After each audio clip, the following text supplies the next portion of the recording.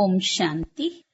Murali date 22/11/2025. ఈరోజు బాబా చెప్తున్నారు, అందరికీ ఒక శుభ సందేశాన్ని వినిపించండి. అప్పుడు అందరూ ఆనందపడతారు. దైవీ వంశ స్థాపన జరుగుతుంది. ఎప్పుడైతే నిర్వికారి ప్రపంచం ఉంటుందో అప్పుడు ఇంకా ఎవ్వరూ ఉండరు. అంతా వినాశనమైపోతుంది. ఈ శుభవార్త అందరికీ వినిపించాలి. దేహ అభిమానంలోకి రావటం వల్ల రావణుడి శాపం తగిలింది. ఎప్పుడైతే శాపం తగిలిందో అన్నిట్లల్లో దివాళా తీస్తూ వచ్చాం. వికారీగా అయిపోయాము. కిందకు దిగుతూ వచ్చాం. ఇప్పుడు బాబా నుండి వారసత్వం పొందాలి అంటే ఆత్మాభిమానిగా కావాలి. మన దృష్టి వృత్తి పావనంగా చేసుకోవాలి. పతితుల నుండి పావనులుగా అయ్యే పురుషార్థంలో బద్ధకం ఉండకూడదు. ఎవరైనా మిత్ర సంబంధికులు ఎవరైనా ఉంటే వారిపైన దయ చూపించండి. అంటే జ్ఞానాన్ని అర్థం చేయించాలి, కానీ వీళ్ళేం వినర్లే అని వదిలేకండి. ఎవ్వరికైనా జ్ఞానం చెప్పటం గొప్ప కళ. వాళ్ళు సంబంధికులైనా ఎవరైనా కానీ. వీరైతే మొహం తిప్పేసుకున్నారు అని ఇతరులు భావించే విధంగా మన నడవడిక ఉండకూడదు. దయార్థ హృదయులుగా అయ్యి అందరి కళ్యాణం చెయ్యాలి. అన్ని ఆలోచనలు వదలాలి. ఒక్క బాబా స్మృతిలో ఉండాలి. బాబా ప్రత్యక్షత జరగాలి అంటే ప్రత్యక్షతకి ఆధారం సత్యత. సత్యతకు ఆధారం స్వచ్ఛత లేక నిర్భయత. ఏ విధమైన అస్వచ్ఛత అంటే సత్యత శుభ్రత యొక్క లోటున్నట్లయితే తమోగుణ సంస్కారాలపై విజయీలుగా అవ్వటంలో, సంస్కారాలని కలుపుకొని నడవటంలో, విశ్వ సేవా క్షేత్రంలో మన జ్ఞానాన్ని నిరూపించటంలో భయం ఉన్నట్లయితే ప్రత్యక్షత జరగదు. కాబట్టి సత్యత ఒక్కటే సరిపోదు. సత్యతతో పాటు నిర్భయతను కూడా ధారణ చెయ్యాలి. ఒకే ధునిలో నిమగ్నమై ఉండే సహజ యోగిలుగా అయినట్లయితే సహజంగా అంతిమ ప్రత్యక్షత జరుగుతుంది. బేహద్దు దృష్టి వృత్తియే ఐక్యతకు ఆధారం. కావున హద్దులోకి రాకండి. అందరం కలిసిమెలిసి ఉండాలి అంటే భావాలు బేహద్దుగా ఉండాలి, దృష్టి బేహద్దుగా ఉండాలి. హద్దులోకి రాకూడదు. ఈ రోజటి మధుర మహావాక్యాలు, మధురమైన పిల్లలు, ఇప్పుడు దైవీ వంశ స్థాపన జరుగుతుంది.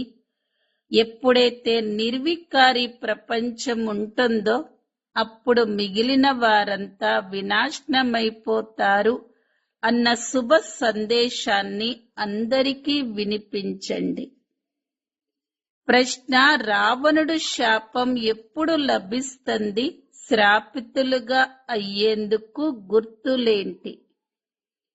జవాబు: మీరు దేహ అభిమానులుగా అయినప్పుడు రావణుడి శాపం లభిస్తుంది. శాపం తగిలిన ఆత్మలు దివాళా కోరులుగా, వికారులుగా అయిపోతారు. కిందకు దిగుతూ ఉంటారు. ఇప్పుడు బాబా నుండి వారసత్వం తీసుకునేందుకు ఆత్మ అభిమానులుగా కావాలి. మీ దృష్టి వృత్తిని పావనంగా చేసుకోవాలి. ఓం శాంతి. ఆత్మిక తండ్రి కూర్చొని ఆత్మిక పిల్లలకు 84 జన్మల కథను వినిపిస్తారు. అందరూ 84 జన్మలు తీసుకోరు కదా అని కూడా భావిస్తారు. మీరే మొట్టమొదట సత్తిగా ఆదిలో పూజ్య దేవీ దేవతలుగా ఉండేవారు. భారతదేశంలో మొదట పూజ్య దేవీ దేవత ధర్మపు రాజ్యమే ఉండేది. లక్ష్మీనారాయణల రాజ్యం ఉండేది. మరి తప్పకుండా వారి వంశం కూడా ఉంటుంది కదా. రాజ్య వంశపు మిత్ర సంబంధికులు కూడా ఉంటారు. అలాగే ప్రజలు కూడా ఉంటారు. ఇది ఒక కథ వంటిది. 5000 సంవత్సరాల క్రితం కూడా వీరి రాజ్యం ఉండేది అన్నది స్మృతిలోకి తెచ్చుకుంటారు. భారతదేశంలో ఆది సనాతన దేవీ దేవత ధర్మపు రాజ్యం ఉండేది. ఈ విషయాన్ని అనంతమైన తండ్రి కూర్చొని వివరిస్తారు. వారినే జ్ఞాన సాగరుడు అని అంటారు. ఏ జ్ఞాన సాగరుడు? అందరి లోపల ఏముందో, అందరి కర్మ వికర్మల గురించి వారికి తెలుసు అని మనుషులు భావిస్తారు. కానీ ప్రతి ఒక్క ఆత్మకు తన పాత్ర లభించి ఉంది. ఆత్మలందరూ తమ పరంధామంలో ఉంటారు. వారిలో మొత్తం పాత్రంతా నిండి ఉంది అని ఇప్పుడు బాబా వివరిస్తారు. మేము వెళ్లి కర్మక్షేత్రంలో మా పాత్రను అభినయిస్తాము అని రెడీగా కూర్చున్నారు. ఆత్మలైన మనం అన్నీ చేస్తాము అని కూడా మీరు అర్థం చేసుకున్నారు. ఇది పుల్లగా ఉంది, ఇది ఉప్పుగా ఉంది అని ఆత్మనే అంటుంది. ఇప్పుడు మేము వికారులుగా పాత ఆత్మలుగా ఉన్నాము అని ఆత్మనే భావిస్తుంది. అసూరి స్వభావం ఉన్నది. ఆత్మయే ఇక్కడ కర్మక్షేత్రంలో శరీరాన్ని తీసుకొని పాత్రనంతా అభినయిస్తుంది. కావున ఈ నిశ్చయం ఏర్పరుచుకోవాలి కదా. ఆత్మైన మనమే అన్నీ చేస్తాము. ఇప్పుడు బాబాని కలుసుకున్నాము. మళ్ళీ 5000 సంవత్సరాల తర్వాత కలుసుకుంటాము. పూజ్యులు మరియు పూజారులుగా, పావనులుగా మరియు పతితులుగా అవుతూ వచ్చాము అని కూడా భావిస్తారు. పూజ్యులుగా ఉన్నప్పుడు పతితులు ఎవరూ ఉండరు. పూజారులుగా ఉన్నప్పుడు పావనులుగా ఎవ్వరూ అవ్వలేరు. సత్యుగంలో పావనులైన పూజ్యులే ఉండేవారు. ద్వాపరయుగంలో రావణ రాజ్యం ప్రారంభమైనప్పుడు అందరూ పతితులుగా పూజారులుగా అవుతారు. శంకరాచార్యుడు కూడా నా పూజారే అని శివ్ బాబా అంటారు. నన్ను పూజిస్తారు కదా. శివుని చిత్రం కొందరి వద్ద వజ్రంతో తయారు చెయ్యబడింది, కొందరి వద్ద బంగారంది, కొందరి వద్ద వెండిది ఉంటుంది. ఎవరైతే పూజ చేస్తారో ఆ పూజారిని పూజ్యులు అని అయితే అనలేరు. మొత్తం ప్రపంచంలో ఈ సమయంలో పూజ్యులు ఒక్కరు కూడా ఉండరు. పవిత్రులే పూజ్యులుగా ఉంటారు, మళ్ళీ అపవిత్రులుగా అవుతారు. కొత్త ప్రపంచంలో పవిత్రులు ఉంటారు, పవిత్రులే పూజింపబడతారు. కన్య పవిత్రంగున్నప్పుడు పూజకి అర్హులుగా ఉంటుంది. అపవిత్రంగా అయినప్పుడు అందరి ముందు తల వంచవలసి ఉంటుంది. పూజా సామగ్రులు ఎన్ని ఉన్నాయి? ఎక్కడైనా ప్రదర్శని, మ్యూజియము మొదలైనవి తెరిచినప్పుడు పైన త్రిమూర్తి శివుని చిత్రం తప్పకుండా ఉండాలి. దాని కింద లక్ష్యమైన ఈ లక్ష్మీనారాయణల చిత్రం ఉండాలి. మేము ఈ పూజ్య దేవి దేవత ధర్మ స్థాపనను చేస్తున్నాము. అక్కడ మళ్ళీ ఇంకే ధర్మము ఉండదు. మళ్ళీ అర్థం చేయించవచ్చు. ప్రదర్శనలో భాషణ మొదలైనవి చెయ్యలేరు. అందులో అర్థం చేయించేందుకు వేరే ఏర్పాట్లు ఉండాలి. మేము భారతవాసులకు ఈ శుభవార్త వినిపిస్తాము. ఇదే ముఖ్యమైన విషయము అని చెప్పాలి. మేము ఈ రాజ్య స్థాపనను చేస్తున్నాము. ఇది దైవీ వంశంగా ఉండేది, ఇప్పుడు లేదు. మళ్ళీ దీని స్థాపన జరుగుతుంది. మిగిలినవన్నీ వినాశనమైపోతాయి. సత్యుగంలో ఈ ఒక్క ధర్మమున్నప్పుడు అనేక ధర్మాలు లేవు. ఇప్పుడు ఈ అనేక ధర్మాలు కలిసి ఒక్కటి అయిపోవటం అనేది జరగదు. వారు ఒకరి వెనక ఒకరొస్తారు మరియు వృద్ధి జరుగుతూ ఉంటుంది. మొదటి ఆది సనాతన దేవి దేవత ధర్మం ప్రాయలోపమైపోయింది. స్వయాన్ని దేవి దేవత ధర్మానికి చెందిన వారిగా భావించేవారు ఇంకా ఎవరూ లేరు. దానిని నిర్వికారి ప్రపంచము అనే అంటారు. మేము శివ్ బాబా నిర్వికారి ప్రపంచ స్థాపనను చేస్తున్నారు అన్న ఈ శుభ సందేశం వినిపిస్తాము. మనం తప్పకుండా ప్రజాపిత బ్రహ్మ సంతానమైన బ్రహ్మ కుమారి కుమారులం కదా. మొట్టమొదట మనం సోదరులం, ఆ తర్వాత రచన జరుగుతుంది. కావున తప్పకుండా సోదరి సోదరులుగా అవుతారు. బాబా మేము మీ పిల్లలము అని అందరూ అంటారు.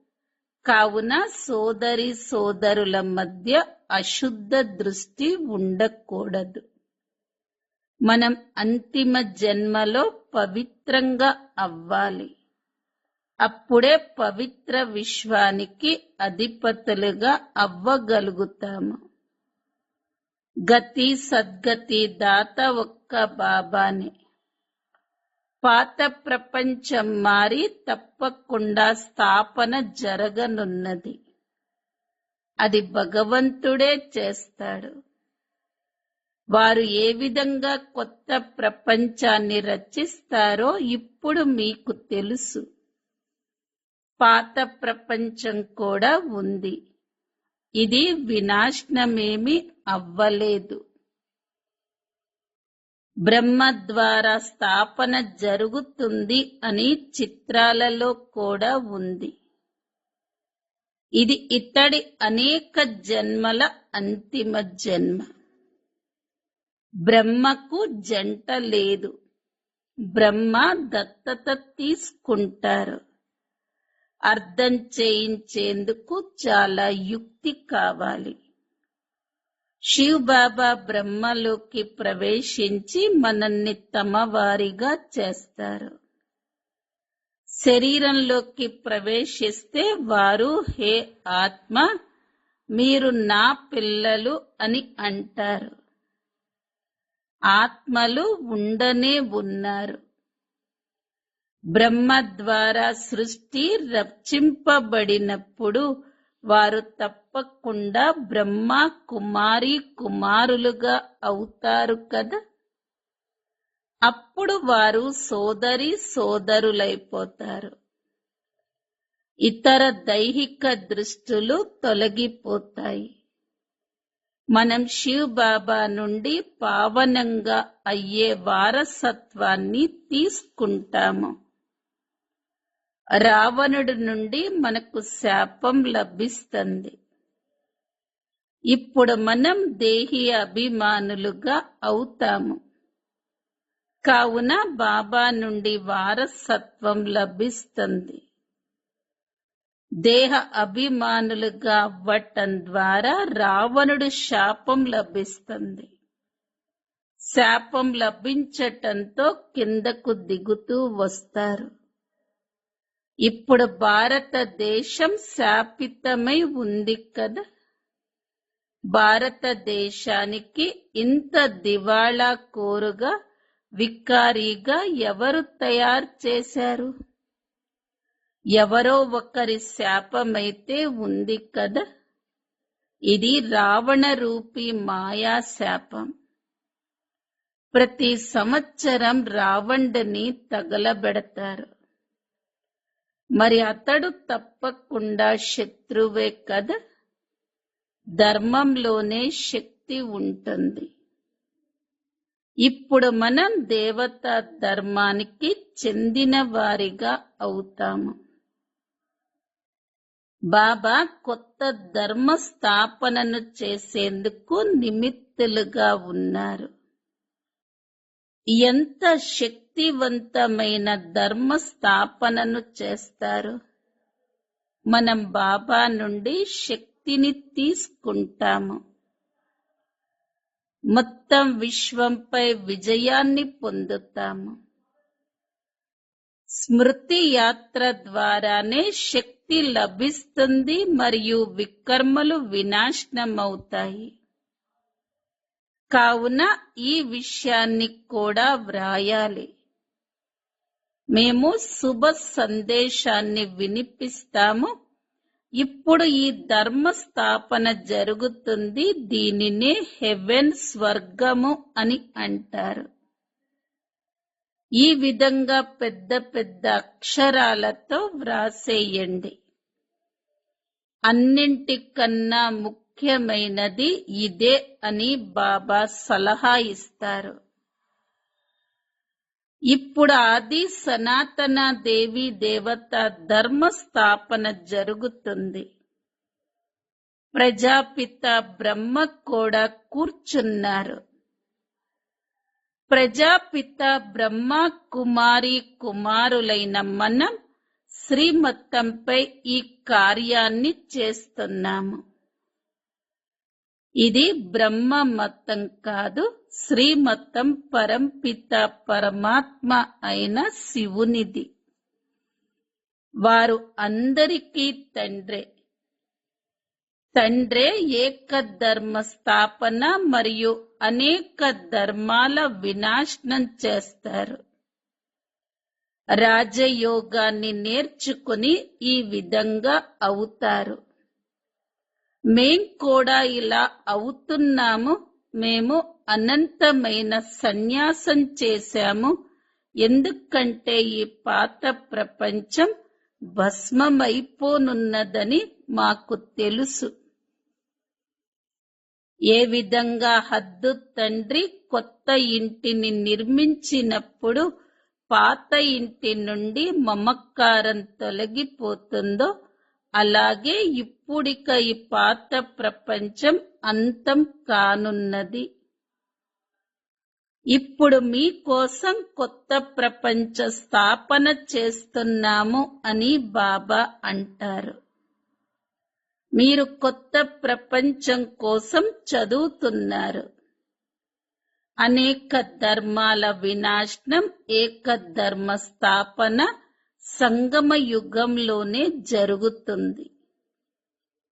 యుద్ధం జరుగుతుంది. ప్రకృతి వైపరీత్యాలు కూడా వస్తాయి. సత్యుగంలో వీరి రాజ్యం ఉన్నప్పుడు ఇంకే ధర్మము ఉండేది కాదు. మిగిలినవన్నీ ఎక్కడ ఉండేవి? ఈ జ్ఞానాన్ని బుద్ధిలో ఉంచుకోవాలి. ఈ జ్ఞానాన్ని బుద్ధిలో ఉంచుకుంటూ ఇక వేరే పనులు చెయ్యరు అని కాదు. ఎన్ని ఆలోచనలు ఉంటాయి. లెటర్లు వ్రాయటం, చదవటం, ఇళ్ల గురించి ఆలోచించటం చేస్తూ కూడా బాబాను తప్పకుండా స్మృతి చేస్తూ ఉంటాను. బాబాను స్మృతి చెయ్యకపోతే వికర్మలెలా వినాశనమవుతాయి? ఇప్పుడు పిల్లలైన మీకు జ్ఞానం లభించింది. మీరు అర్ధకల్పం కోసం పూజ్యులుగా అవుతున్నారు. అర్ధకల్పం పూజారులుగా, తమో ప్రధానులుగా ఉంటారు. మళ్ళీ అర్ధకల్పం పూజ్యులుగా, సతో ప్రధానులుగా ఉంటారు. ఆత్మ పరంపిత పరమాత్మతో యోగం జోడించటం ద్వారానే పారసంగా అవుతుంది. స్మృతి చేస్తూ ఇనుప యుగం నుండి స్వర్ణ యుగంలోకి వెళ్ళిపోతుంది. పతిత పావనుడు అని ఒక్కరినే అంటారు. ముందు ముందు మీ ప్రభావం వెలువడుతుంది. ఇదైతే అన్ని ధర్మాల కోసం. పతిత పావనుడిని నేనొక్కడినేనని బాబా అంటారు. నన్ను స్మృతి చేసినట్లయితే మీరు పావనంగా అయిపోతారు. మిగిలిన లెక్కాచారాలన్నీ తీసుకొని వెళ్ళిపోతారు. ఏదైనా అర్థం కాకపోతే మీరు అడగచ్చు. సత్యుగంలో చాలా కొద్ది మందే ఉంటారు. ఇప్పుడైతే అనేక ధర్మాలు ఉన్నాయి. తప్పకుండా లెక్కాచారాలను తీర్చుకొని ఆ తర్వాత ఇంతకు ముందు ఎలా ఉండేవారో అలా అవుతారు. విస్తారంలోకి వెళ్ళవలసిన అవసరం ఏముంది? ప్రతి ఒక్కరూ తమ తమ పాత్రలను అభినయిస్తారు అని మీకు తెలుసు. ఇప్పుడందరూ తిరిగి వెళ్ళాలి. ఎందుకంటే వీరు ఎవరూ సత్యుగంలో ఉండేవారు కాదు. ఏకధర్మ స్థాపన, అనేక ధర్మాల వినాశనం చేసేందుకే బాబా వస్తారు. ఇప్పుడు కొత్త ప్రపంచ స్థాపన జరుగుతుంది. మళ్ళీ సత్యుగం తప్పకుండా వస్తుంది. చక్రం తప్పకుండా తిరుగుతుంది. ఎక్కువ ఆలోచనలలోకి వెళ్ళకూడదు. ముఖ్యమైన విషయం మీరు సతో ప్రధానంగా అవుతే ఉన్నత పదవిని పొందుతారు. కుమారీలైతే ఇందులో నిమగ్నమైపోవాలి. కుమారీల సంపాదనను తల్లి తండ్రులు తినరు. కానీ ఈ రోజుల్లో ధనదాహం ఎక్కువైపోయింది. కావున కుమారీలు కూడా సంపాదించవలసి వస్తుంది. ఇప్పుడు పవిత్రంగా ఈ పవిత్ర ప్రపంచానికి అధిపతులుగా అవ్వాలి అని మీరు భావిస్తారు. మనం రాజయోగులం. బాబా నుండి వారసత్వాన్ని తప్పకుండా తీసుకోవాలి. ఇప్పుడు మీరు పాండవ సైన్యానికి చెందిన వారిగా అయ్యారు. మీ సేవను చేసుకుంటూ కూడా మేము వెళ్లి అందరికీ దారిని చూపించాలి అన్న ఆలోచన చెయ్యాలి. ఎంత చేసుకుంటే అంత ఉన్నత పదవిని పొందుతారు. ఈ పరిస్థితులలో నేను మరణిస్తే నాకు ఏ పదవి లభిస్తుంది అని బాబాని అడగచ్చు.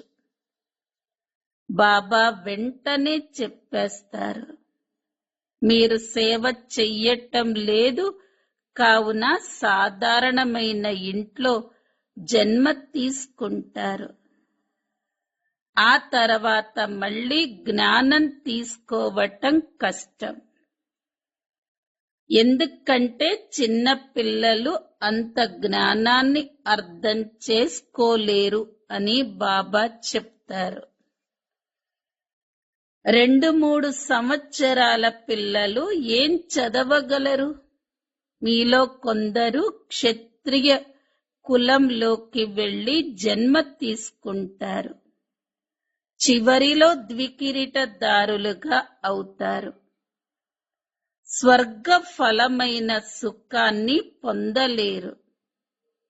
ఎవరైతే పూర్తిగా సేవ చేస్తారో, చదువుతారో వారే పూర్తి సుఖాన్ని నెంబర్ వారీగా పురుషార్థమనుసారంగా పొందుతారు.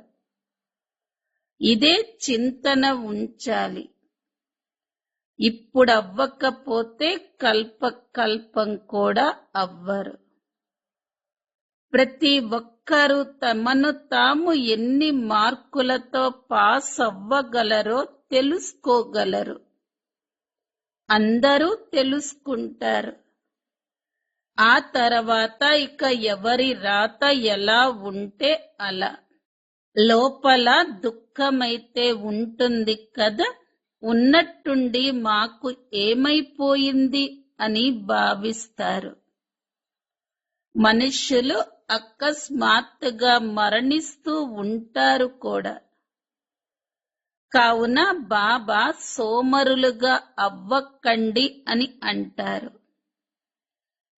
పురుషార్థం చేసి పతితుల నుండి పావనులుగా అవుతూ ఉండండి. దారి చూపిస్తూ ఉండండి. మిత్ర సంబంధికులు మొదలైన వారిపై దయ కలగాలి.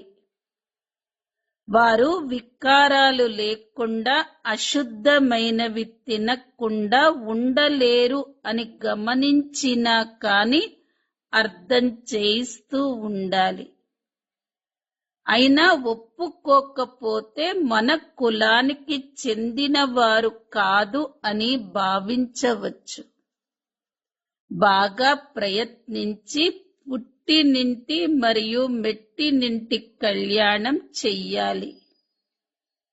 వీరైతే మాతో మాట్లాడను కూడా మాట్లాడటం లేదు, ముఖం తిప్పేసుకున్నారు అని కూడా ఇతరులు భావించకూడదు. అందరితో తోడు నిర్వర్తిస్తూ ఉండాలి.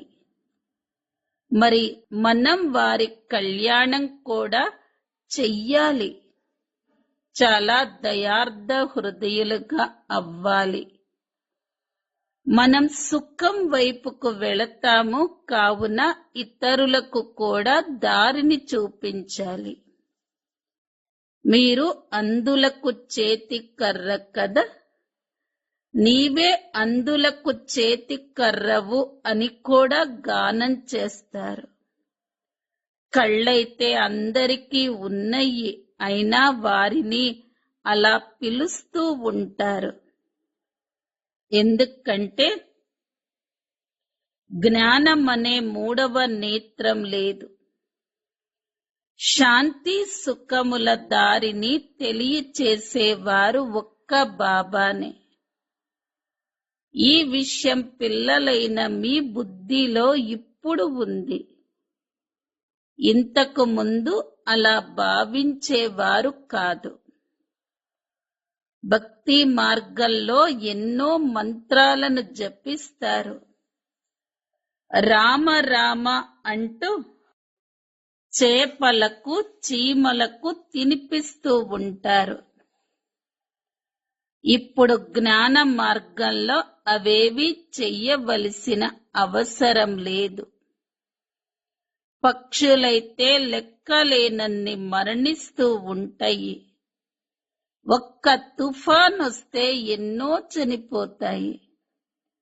ప్రకృతి వైపరీత్యాలైతే ఇప్పుడు ఎంతో జోరుగా వస్తాయి. ఈ రిహర్సల్ జరుగుతూ ఉంటుంది. ఇవన్నీ వినాశనం అవ్వవలసిందే. ఇప్పుడు మేము స్వర్గంలోకి వెళతాము అని మనస్సులో అనిపిస్తుంది. అక్కడ మన ఫస్ట్ క్లాస్ అయిన భవనాలు కల్పపూర్వం వలె నిర్మిస్తాము. కల్పపూర్వం ఎక్కడైతే నిర్మించామో అక్కడే మళ్ళీ నిర్మిస్తాము. ఆ సమయంలో అది బుద్ధిలోకి వచ్చేస్తుంది. దానిని గురించి ఇప్పుడు ఎందుకు ఆలోచించాలి? దానికన్నా ఇప్పుడు బాబా స్మృతిలో ఉండాలి. స్మృతి యాత్రను మర్చిపోకూడదు. కల్పపూర్వం వలె మెహల్స్ తయారవుతాయి. ఇప్పటి స్మృతి యాత్ర ఏదైతే ఉందో అందులోనే నిమగ్నమవ్వాలి. మాకు తండ్రి, శిక్షకుడు, సద్గురువు లభించారు అని ఎంతో సంతోషంలో కూడా ఉండాలి. ఆ సంతోషంలో ఒళ్ళు పులకరించిపోవాలి. అమరపురికి అధిపతులుగా అయ్యేందుకే మనము వచ్చాము అని మీకు తెలుసు. ఆ సంతోషం స్థాయిగా ఉండాలి. ఇక్కడ అలా ఉన్నప్పుడే మళ్ళీ 21 జన్మలు అది స్థిరమైపోతుంది. అనేకులతో స్మృతి చేయిస్తూ ఉంటే మీ స్మృతి కూడా పెరుగుతుంది. అది మళ్ళీ అలవాటైపోతుంది. ఈ అపవిత్ర ప్రపంచానికి ఇప్పుడు మంటలు అంటుకోనున్నాయి అని మీకు తెలుసు. ఈ మొత్తం ప్రపంచమంతా అంతమైపోతుంది అన్న ఆలోచన బ్రాహ్మణులైన మీకే ఉంది. సత్యుగంలో ఇవి ఏవీ తెలియవు. ఇప్పుడిది అంతిమం. మీరు స్మృతి కోసమే పురుషార్థం చేస్తున్నారు. అచ్చ, మధురాతి మధురమైన ఆత్మిక పిల్లలకు మాతా పిత బాప్ దాదాల ప్రియ స్మృతులు మరియు గుడ్ మార్నింగ్. ఆత్మిక పిల్లలకు ఆత్మిక తండ్రి నమస్తే. ఆత్మిక పిల్లలవి ఆత్మిక తల్లి తండ్రులకు ప్రియ స్మృతులు, గుడ్ మార్నింగ్ మరియు నమస్తే. ధారణ కోసం ముఖ్య సారం. మొదటి పాయింట్, పతితుల నుండి పావనులుగా అయ్యే పురుషార్థంలో బద్ధకం ఉండకూడదు. ఎవరైనా మిత్ర సంబంధికులు మొదలైన వారు ఉంటే వారిపై దయ చూపించి అర్థం చేయించాలే కాని వదిలేయకూడదు. రెండో పాయింట్, వీరైతే ముఖం తిప్పేసుకున్నారు అని ఇతరులు భావించే విధంగా అటువంటి నడవడిక ఉండకూడదు. దయార్థ హృదయులుగా అయ్యి అందరి కళ్యాణాన్ని చెయ్యాలి. మిగిలిన ఆలోచనలన్నింటినీ వదిలి ఒక్క బాబా స్మృతిలోనే ఉండాలి. వరదానం, సత్యత, స్వచ్ఛత మరియు నిర్భయత యొక్క ఆధారంపై ప్రత్యక్షత చేసే రమతా యోగి భవ. పరమాత్మ ప్రత్యక్షతకు ఆధారం సత్యత మరియు సత్యతకు ఆధారం స్వచ్ఛత లేక నిర్భయత. ఏ విధమైన అస్వచ్ఛత అనగా సత్యత మరియు శుభ్రత యొక్క లోటున్నట్లయితే, లేక తమ తమో గుణ సంస్కారాలపై విజయీలుగా అవ్వటంలో, సంస్కారాలను కలుపుకోవటంలో, లేక విశ్వ సేవా క్షేత్రంలో తమ సిద్ధాంతాలను నిరూపించటంలో భయం ఉన్నట్లయితే ప్రత్యక్షత జరగదు. కావున సత్యతను మరియు నిర్భయతను ధారణ చేసి ఒకే ధునిలో నిమగ్నమై ఉండే రమతా యోగి సహజ యోగిలుగా అయినట్లయితే సహజంగానే అంతిమ ప్రత్యక్షత జరుగుతుంది. స్లోగన్: బేహద్దు దృష్టి వృత్తే ఐక్యతకు ఆధారం. కావున హద్దులోకి రాకండి. అవ్యక్త ప్రేరణ పాయింట్: అశరీరీ స్థితి లేక విదేహీ స్థితి యొక్క అభ్యాసాన్ని పెంచండి. అశరీరీగా అవ్వటం వైర్లెస్ సెట్ వంటిది. వైస్లెస్లుగా అవ్వటమే వైర్లెస్ సెట్ యొక్క సెట్టింగ్. అంశంలో అంశ మాత్రపు వికారం ఉన్నా కానీ వైర్లెస్ సెట్ని పాడు చేసేస్తుంది. కనుక ఇప్పుడు కర్మ బంధనాల నుండి కర్మ యోగిలుగా అవ్వండి. అనేక బంధనాల నుండి ముక్తులయ్యి ఒక్క బాబా సంబంధంలో ఉన్నట్లుగా భావించుకున్నట్లయితే ఎవరు రెడీగా ఉంటారు. లోపల ఎటువంటి వికారం కూడా దాగి లేదు కదా అన్న దానిని పరిశీలించుకోండి. ఓం శాంతి.